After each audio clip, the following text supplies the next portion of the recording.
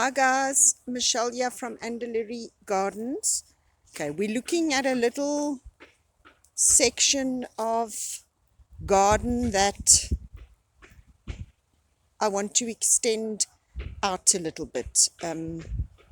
Yeah, sort of there's the running of the original bed. We're going to be doing a pathway following the edge of this bed, sort of take you up the pathway. It'll be a grass pathway until we change it, maybe to a different kind of pathway, but for now it'll stay grass pathway leading up to the house. So normally I don't like to go this method, but today I'm going to try a no-dig method for this little extension of this bed. This is sort of a little bit of a kind of Japanese theme garden. We've weed eated the grass like right down, like as low can go, very flat, and I'm wanting to lay the cardboard down on top of it and then maybe put a little bit of soil on top of that, and then possibly I'll wet the cardboard before the soil goes down, and then maybe just a thin layer of soil just to sort of inoculate the cardboard maybe with little organisms and things like that, and then maybe more cardboard and some mulch, or whatever we can find for mulch. There's lots of grass clippings and maybe leaves and things like that. So that's the method I'm sort of going to try. I am a bit skeptical because I am worried that the grass roots run deep and that we could sit with problems down the line, but it's not a very big extension, so we'll give it a go, and hopefully it works. Clary's inside, busy removing the tape from the cardboard, so we'll be able to lay that down soon.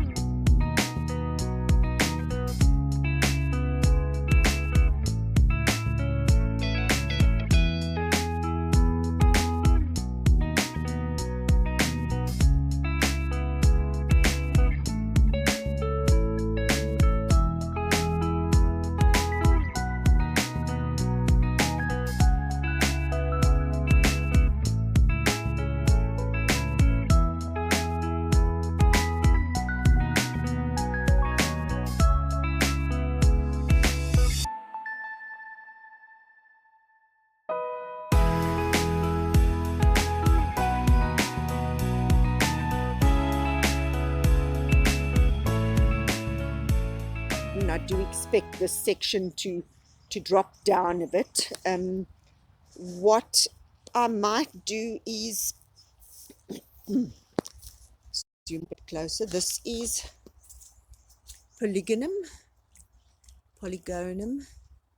Gets this, let me go closer, gets a pretty little pink flower which sort of fades to this white color. These leaves a certain time of the year, more summertime, they turn this beautiful red color that you see there. So this whole carpet of polygonum is this lovely red color, deep sort of vibrant red. I want this polygonum to basically grow. It's a very rampant little creeper when it's happy, which obviously it is a very happy creeper because this was pieces that I'd relocated from another section of the garden. So I want the polygonum to grow. So I'm hoping that it'll actually just grow over the grass and sort of spread along the grass and then cover most of this area here. If I take you from a little bit further, that's a Malva viscus in the background there.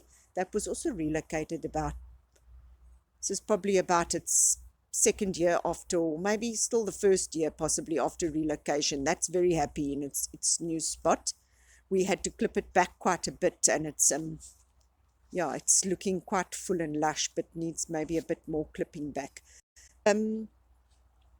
So we're wanting to plant something else big over here as the path sort of takes a bend, just to give the house a little bit more privacy. So we will be looking at something big here on the bend, and then obviously the polygonum just to grow on this lower area with maybe a couple of rocks or a few smaller shrubby things. I'm not 100%. We sort of go with the flow, decide on things, and then it changes again. But it's very much going with the flow and asking God to please guide me in the garden. So yes, here we are coming up the path. So with a big shrub there, and then maybe a few smaller ones. That pipe that's in the background there, I do want to bring that possibly forward. I might have to dig a hole and put a pole in the ground, and then possibly put that over the pole, and then maybe fill it up with a bit of rubble or something like that. I want to change that into a taller Japanese lantern. So we'd have probably the smaller one, the shorter one in the front, with a slightly taller one at the back. Obviously, when this grass clippings and that have dropped a little bit, then I will look at bringing that forward, or maybe just clearing a bit of the palm tree leaves or grass away just to accommodate that. Then I would like to put like a Scotch, I think is it the Scotch moss that is the bright green, and the Irish moss is the dark green. I think it's the Scotch moss, the bright green, the more chartreusey color. I'd like to put that sort of around the Japanese lanterns. I feel that would also bring in a different color, as everything is very much green when things are not in flower. These are azaleas. They are like a beautiful magenta color azalea, and then that's the Wandering Jew, which is quite rampant. So you can see, so there's no distinction from the one plant to the next plant. So it feels like we really need to bring in a little bit of vibrancy in the form of another leaf color. Yeah, so that is the section done for now, and then we can just leave that to settle.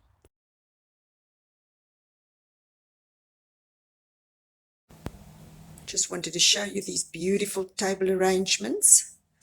My youngest daughter Clary works at the wedding venue on the weekend as a waitress. This is one of the floral table arrangements. I think it could have been something that was maybe at the main table.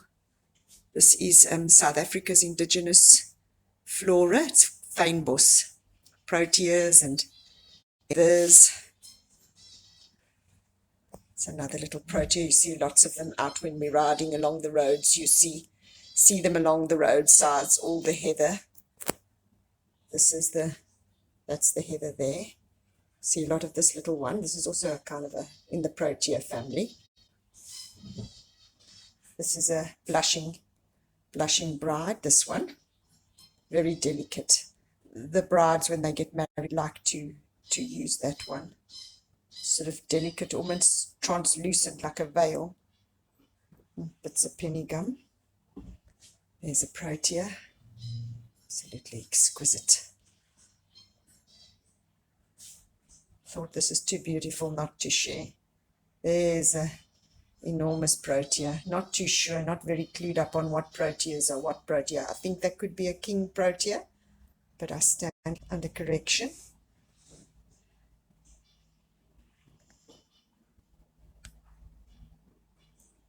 Clear it there.